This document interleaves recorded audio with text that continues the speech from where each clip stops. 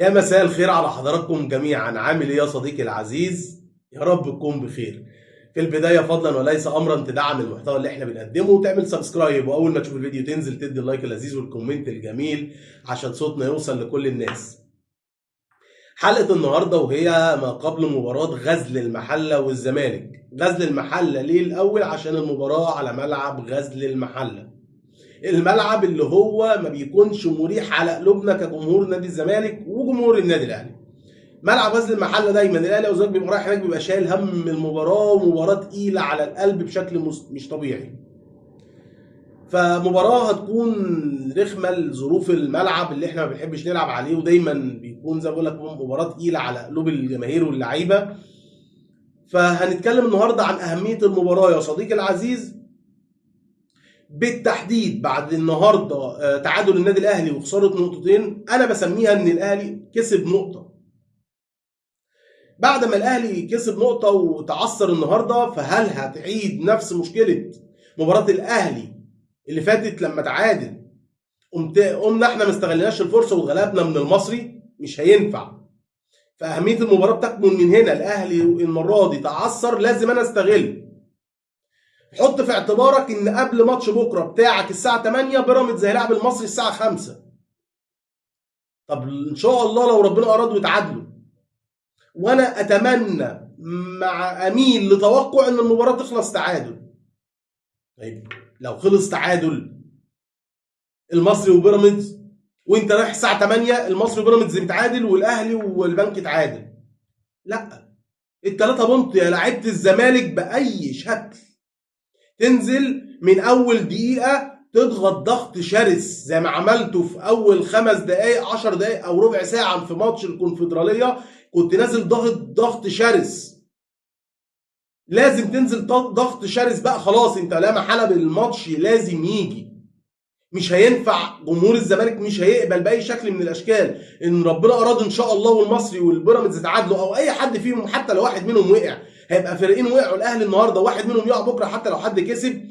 مش هيقبل غير ان انت لازم تطير شويه تطلع لفوق ويبقى توقع يعني تخلي فريقين تحت منك. فرصه بقى تبدا تركب الدوري دلوقتي. لو استغلت من ماتش المصري كان راكب بزياده. فمش كل شويه هنضيع الفرص اللي بتجيلنا. هو الدوري بيتاخد كده. ما تقعدش تضيع في نقط. عدي بقى زق واكسب لحد يناير عشان نخش يناير نشوف هنعمل ايه، ونبدا نشوف السكواد هيروح بينا لفين، ونحل العور اللي موجود في السكواد. فماتش اهميه بكره ان انت لازم تكسب. ليه؟ اهميه المكسب لان الاهلي وقع وفي فريق هيقع بكره او الاثنين يقعوا، تركب الدوري واركب والعب بقى مرتاح شويه. وهم اللي يجروا وراك. والاهلي ممكن يتاجل له ماتشات، سواء هيلعب ماتش افريقيا فيقوم يلعب الانتر كونتيننتال، فالاهلي هيتاخر شويه فيجي مضغوط. ابدا اضغط بقى انت واركب. فرصه. جمهور الزمالك مش هيقبل بكره غير بالثلاث نقط. ده بالنسبه لاهميه المباراه يا صديقي العزيز الزملكاوي. هنتكلم عن المباراه نفسها فنيا واللعيبه المميزه في غزل المحله، وبعض العيوب في غزل المحله واللي هي نقاط الضعف الزمالك يقدر يستغلها عشان يكسب، والتشكيل اللي اتمنى ان هو ان شاء الله جوزيه جوميز يروح ليه بكره لبدايه المباراه. نخش على طول على التشكيل المتوقع اللي اتمنى اللي جوزيه جوميز يلعب بيه. بالنسبه لي جوزيه جوميز افضل تشكيل او انسب تشكيل يلعب بيه ماتش بكره. هو هيلعب عمر جابر. للاسف يعني انا مستوى عمر بعيد واتمنى انه يرجع تاني بس مفيش حل. طبعا في حراسه المرمى عواد مفيش كلام. عمر جابر والزناري او عفوا، هيبقى الزناري او الونش. بس هيبقى الاغلب ان الزناري لجاهزيته او رجله في الملعب، او الونش فمش هتفرق كتير. بالونش برضه لعيب كبير وخبرات. فخلينا نقول ان هو الزناري. يبقى عمر جابر، الزناري، حسام عبد المجيد، بنتاي. هتقول لي فتوح؟ هيطلع فتوح قدام يا صديقي العزيز جنب دونجا. ليه؟ هنتكلم ونقول ليه. قدامه عبد الله السعيد، زيزو، شلبي، ناصر منسي. ليه فنيا بقول لك نلعب بالتشكيل ده يا صديقي العزيز؟ هنا انا دايما بقول لك ما استغناش. لو تفتكر لو انت اتفرجت عليها في فيديوهات وحلقات كتير هتلاقيني بقول لك دايما كلمه واحده: ما استغناش عن عبد الله اللي بيخرجني بالكره ورا اطلع بيه ال10، صح؟ بقول لك كده صح. طب ليه المره دي يا صديقي العزيز بقول لك عبد الله يلعب 10؟ عشان السؤال اللي لسه كنت بقول لك طب وفتوح؟ فتوح يلعب 8 جنب دونجا، وفتوح هايل في الخروج بالكوره، فهيعوض لي فكره عبد الله. ولما اجي اضغط قدام في النقطه اللي بقول لك عليها ان انت عايز تنزل من اول دقيقه ضاغط، هيبقى دونجا لوحده، فتوح يمين ناحيه الشمال يعمل جبهه مع بنتايج وشلبي، وعبد الله يمين مع زيزو وعمر جابر، يساعدك في الضغط والبريس من بدري. فتوح كده كده اوريدي هجوميا عالي. فهي دي الفكره اللي انا بكلمك فيها. فنيه التشكيل بقوله او بتمنى لاسباب، مش لعيبه وخلاص. لعيب هيأدي لي دور. دونجا كويس في الكوره، بيعرف يخرج بالكوره لما يكون جنبه فتوح. هنا اقدر استغنى عن عبد الله قدام، خلاص عبد الله يروح لقدام شويه، وفتوح يزيد شويه في يساعد في الضغط عشان اعمل زون بريس من بدري. ليه بقول لك زون بريس من بدري؟ عشان نقطه مهمه من نقط ضعف غزل المحله. غزل المحله دفاعه مش اقوى حاجه ومش احسن حاجه، الباكين عنده ضعاف، فانا لازم اعمل عليه كثافه من بدري. ما استناش بقى واتساهل والعب ببرود زي ما نزلت ماتش المصري وانا كده كده هشوط التاني ممكن ارجع. لا، هنزل استغل العيب او نقطه الضعف اللي موجوده في المحله، وهي خط الظهر. وقدام خط الظهر اللي هي المسافه اللي ما بين خط الظهر وخط النص، لان خط النص عندهم برده مش قوي قوي، عندهم لعيب واحد كويس ومش كواليتي عالي، يعني مش فذ بس لعيب كويس. وهقول لك على اسامي اللعيبه المميزه قدام في المحله. فانت ليه بقول لك التشكيل ده؟ عشان استغل نقطه الضعف اللي انا لسه كنت بقول لك. هقول لك ايه نقاط الضعف في المحله، هي دي. انزل من اول دقيقه اضغط على دفاعه الضعيف، الباكين الضعاف، ابدا اعمل عليهم كثافه ببنتايج وشلبي وفتوح وعبد الله وزيزو وعمر ودونجا، يلم القصه دي كلها من تحت السكند بول، يجي باي شكل على طول، عشان افضل ضامن ان انا عامل البريس على طول وامنع المرتدات عليا. اخلص واجيب جون بدري واركب الماتش، وابدا انا بلعب باريحيه وادور الكره واعمل استحواذ بقى، وفتوح وعبد الله وزيزو وبنتايج برده بيسلموا ستريم كويس ودونجا. هنا ابدا بقى العب كورتي بقى والعب براحتي واجيب التاني براحتي، وابقى ما ببقاش بجري ورا النتيجه ومكهرب والوقت يجري بيا. ابدا العب براحتي واجيب التاني بعد شويه واريح نفسي خالص. ده التشكيل اللي اتمنى ان يروح ليه جوميز، وهو الاقرب، وهيفيدني فنيا ازاي استغله ازاي. وهنا عبد الله وفتوح لازم بقى بكورتهم، يعني هم كورتهم عاليه جدا، يبداوا يشتغلوا، يبقوا خيار حلو، ودايما يفتحوا زاويه تمرير اللي دايما بقول لك عليه، هو زي ناصر وعبد الله يطلعوا قدام دونجا كانهم اتنين دبل 10، يبداوا يدوا خيارات لدونجا في الباص والعمر والبنتاج. وهو فتوح ما شاء الله في الحته دي هايل، وعبد الله وما ادراك ما عبد الله، مش هنتكلم ونقول عبد الله بيعمل ايه. فهيفيدوك تبدا بقى تلعب الكره بتاعتك والمثلثات والتحرك، وتضرب المساحات اللي يمين نص الملعب وشمال نص الملعب، وتضرب مساحه ما بين الانصاف، المساحات اللي ما بين الباك والمساك اليمين والباك والمساك الشمال، وتبدا تعمل خلق فرص.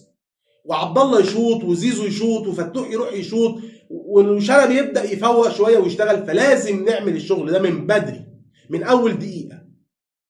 ده التشكيل المتوقع او اللي اتمنى انه يروح ليه جوميز، وازاي نلعب بيه عشان نكسب. غزل المحله فريق زي ما قلت لك عيبه عفوا. غزل المحله عيبه يا صديقي العزيز قلته لك، هم دفاعيا والباكين ضعاف. طب غزل المحله عنده كام لعيب كويس تخلي بالك منه قدام؟